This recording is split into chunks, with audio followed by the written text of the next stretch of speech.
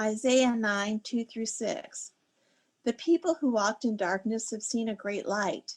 Those who lived in a land of deep darkness, on them light was shined. You have multiplied the nation. You have increased its joy. They rejoice before you as with joy at the harvest, as people exult with dividing plunder.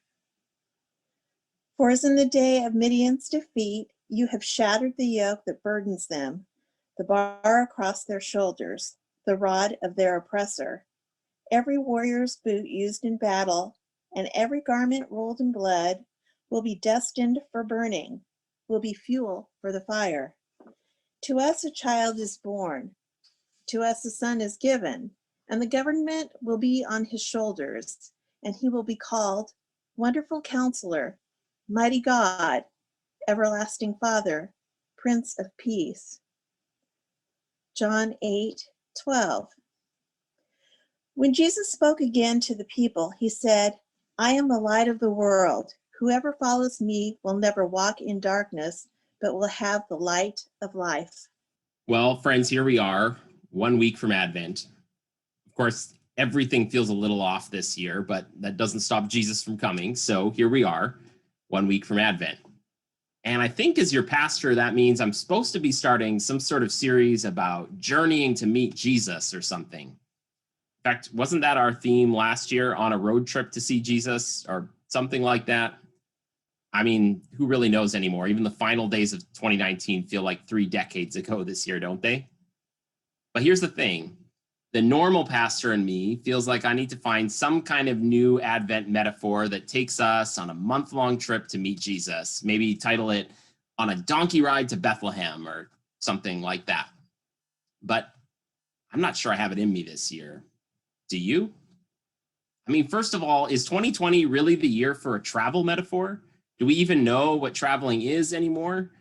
I mean, my journey to work is all of 3 steps right now. Ollie's walk to school is a single flight of steps. Seems like maybe, like so many things that used to work, a traveling metaphor may not be something that, excuse the dad pun, we can get much mileage out of this year. In fact, I'm not going to lie, even just the idea of needing to move in order to see Jesus feels like almost too much right now. I mean, friends, this year has been exhausting. This year, I'm feeling like even if Journey to Jesus is the Advent series I'm supposed to be preaching, the Advent series I actually need is I've fallen and I can't get up, so just come find me, Jesus. Is anybody with me on that? Still, as accurate as that may be, as titles go, that title may still need some work. But it does make me think of this. In a book with another title that is decidedly not Advent friendly, the book's literally called A Paradise Built in Hell, but just forget that. In this book, author Rebecca Solnit opens by describing something that is known to happen in disasters. Because let's make no mistake, even if we don't stop to call it this yet, we will someday definitely remember 2020 as a year of one big disaster with a whole bunch of other disasters compounding it. A year of disasters on top of disasters on top of disasters with a big disaster cherry on top. In her book, Solnit astutely points out this. The word disaster comes from the Latin compound of dis, which means away or without, and astro, which means star or planet, which means that disaster literally means without a star. Solnit continues, but in some of the disasters of the 20th century, the big northeastern blackouts of 1965 and 2003, the 1989 Loma Prieta earthquake in the San Francisco Bay Area, 2005's Hurricane Katrina on the Gulf Coast, the loss of electrical power meant that the light pollution blotting out the night sky vanished. In these disaster-struck cities, people suddenly found themselves under the canopy of stars that's regularly only visible in smaller and more remote places. On the warm night of August 15, 2003, things may have looked in New York City a little bit more like this.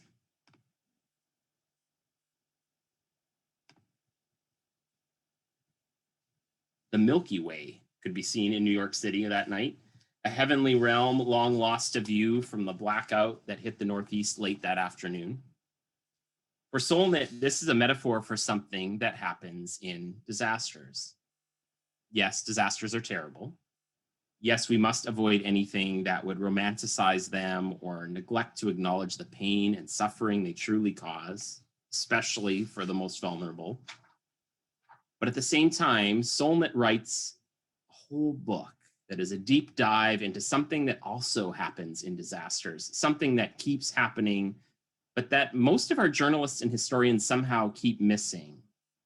That is, that there is this strange, surprising, almost unexplainable phenomenon that person after person who's actually lived through a disaster will tell you about, that people have told her about, that in the first hours, days, and even months after a disaster, something brings out the best in people. Something causes them to be generous in ways they've never been before. Something causes them to build friendships they'd never build otherwise. Something causes them not just to do these things, but to feel a deep and abiding sense of love, joy, peace, and hope while doing them.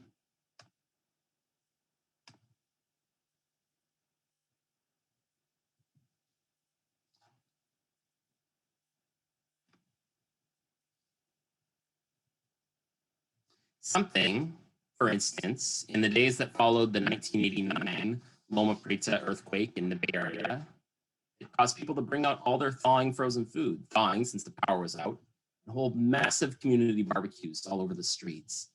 Something that caused Bay Area bars to become more like candlelit community centers where people from all walks of life sat and mixed. Something that caused regular people to simply jump into every intersection and start directing traffic, unprompted. Something that caused her, the author who was living there at the time and experiencing all of this, to release all this anger she had been feeling towards a very particular person in her life, feeling like it had just evaporated in the moment.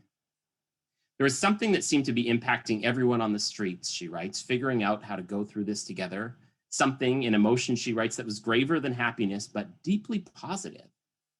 Something, she said, that we don't even have language for, in which the wonderful comes wrapped in the terrible, joy in sorrow, courage in fear, friendship and love. For Soulknit, that something is a too often forgotten and hidden element of our human nature. And sure, I won't argue with her on that. But as one looking for God's fingerprints, I can't help but see them all over this thing, something put into us by the Creator. Coming out in Soulknit's chronicling of the love, joy, peace, and hope that can somehow accompany unspeakable tragedy is a sense of something greater at work. But more than that, I see something arriving from the Creator in these moments. Soulknit explains it as what happens when we realize that friendship and love count for a lot, and long-term plans and old anxieties actually count for very little. It's what happens when life becomes situated in the here and now, and many inessentials have been pared away. This also, to me, sounds a lot like what can happen when we make room for God, whether we know to call it that or not, to break through our hardened routines and into our very lives and relationships. To put it another way, what Soulknit's book describes, love, joy, peace, and hope breaking into disaster zones of all kinds, sounds a lot like what I've experienced with Jesus.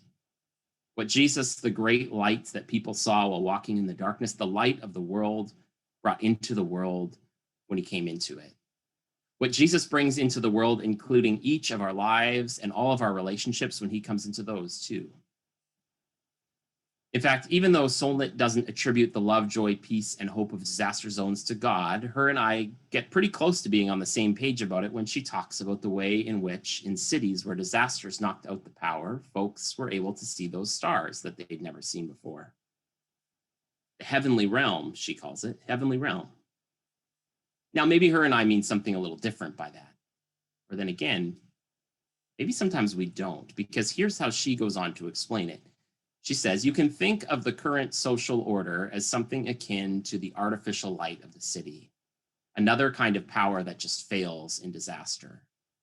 In its place appears a reversion to improvised, collaborative, cooperative, and local society.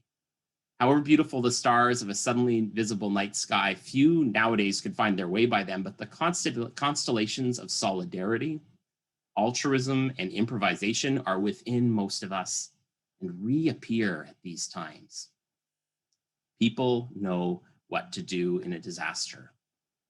The loss of power, the disaster in the modern sense, is an affliction. The reappearance of these old heavens is its opposite. The opposite of affliction is the reappearance of the old heavens that can sometimes only break through all of our artificial light and other pollution when affliction itself strikes.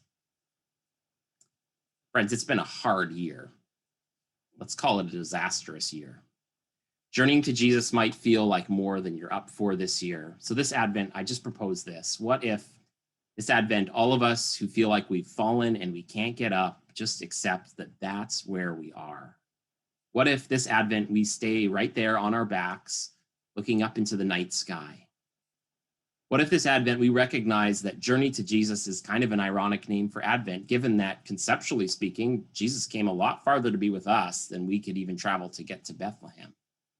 What if this Advent we recognize that Journey by Jesus is probably an even more theologically accurate description anyway?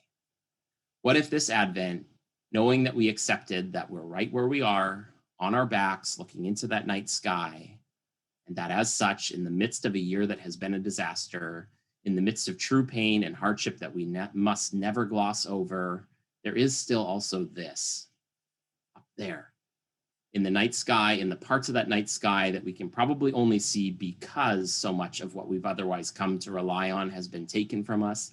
Up there, in the darkness that has fallen on us, we can see the heavenly realm. Up there, with so many of our artificial lights turned off, we can see the light of the world.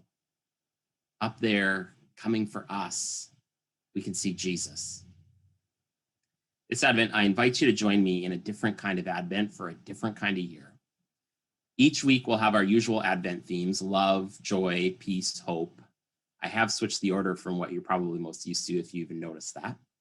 But here, at the end of 2020, and with an end to the greatest disaster of 2020 still feeling far too far away, I invite us to explore together, when we are going through what we're going through together, where do we find love, joy, peace, and hope? In fact, I invite us to something even bolder than that, to ask where, because of what we're going through, might we be seeing love, joy, peace, and hope? Where, when the metaphorical lights have gone out because of disaster, can we see the heavenly realm, the light of the world, Jesus, shining down on us and through us? We're going to do this with 3 stories each Sunday. First, we'll have a reflection on part of the Christmas story of how the coming of Jesus could have brought each of these: love, joy, peace, and hope, one for each Sunday, to someone in that story. And then second, we're going to all tell a story from a major disaster in history, one of the stories from Psalmist's book that I've been referring to, show how love, joy, peace, and hope arrived for those living through those disasters. And third, I'm going to invite us to share stories with each other about how we've seen love, joy, peace, and hope. We'll do one for each Sunday, arriving for us while living through 2020.